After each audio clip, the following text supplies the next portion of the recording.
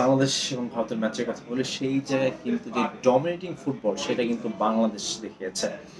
তবে আক্ষেপ পুরো ম্যাচই কিন্তু একটা আক্ষেপ হয়ে থাকবে এবং পুরো ম্যাচই কিন্তু মানে আল্লাহ আল্লাহ রুহ আহা করতে করতেই কিন্তু পুরো ম্যাচ চলে গেছে, কারণ কয়েকটা সুযোগ কিন্তু মিস করেছে বাংলাদেশ। এবং এটা গোল হওয়ার মতো সুযোগ যদি প্রথমে একবার বলি মাত্র 15 সেকেন্ডে, সেটা কিন্তু মিস করেছেন মুজিবুর রহমান জনি। এরপর তিনি কিন্তু প্রথমার্ধের শেষ সময় একটা গোল মিস করেছেন। আরো কয়েকটা, এবং শেষ সময় একবার যদি বলি, একেবারে ম্যাচের শেষ সময় কিন্তু রাকিবের যেই শটটা, সেটাও যদি গোল পোস্টে থাকতো হয়তো কিছু একটা হতে পারতো।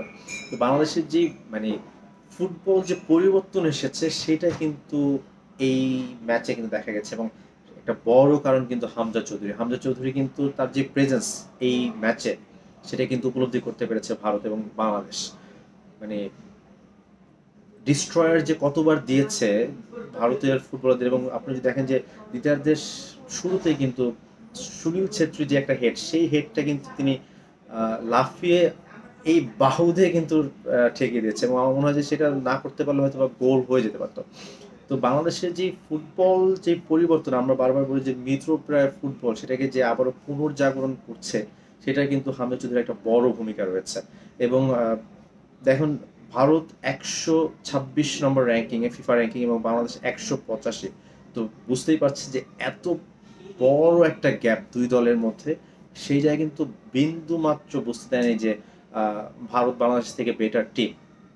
এই ম্যাচ যে দেখবে, এবং আমার মনে হয় চোখ বন্ধ করে বলবে যে বাংলাদেশের এই ম্যাচ বেটার খেলেছে ভারতের থেকে। এবং শুধু যেই সমস্যাটা আমি এই ম্যাচের আগেও বলছিলাম, যে ফিনিশিং এর যে সমস্যা, সেই জায়গাটা কিন্তু বাংলাদেশ পিছিয়ে রয়েছে। এবং এই জায়গাটা যদি উন্নতি করতে পারে বাংলাদেশ, পরবর্তী যে ম্যাচে তারা আবার বাংলাদেশে এসে খেলবে, সেই জায়গায় কিন্তু বসুন্ধরা হওয়ার কথা না, সেই ম্যাচ কিন্তু ন্যাশনাল স্টেডিয়ামে হওয়ার কথা।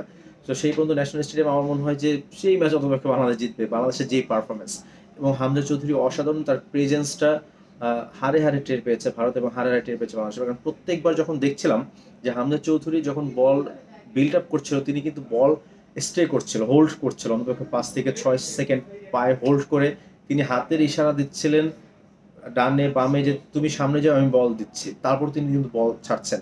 এবং প্রত্যেকটা প্লেয়ারকে তিনি যেভাবে কাম ডাউন করে রেখেছেন যে না, তোমরা নিচে থাকো, আমাদের এই দিকটা দেখতে হবে, অন্তত গোল খাবো না। গোল না দিতে পারি সেটা আরেক ব্যাপার, কিন্তু গোল যেন না খায় সেই জিনিসটা কিন্তু হামজা দেখিয়েছে।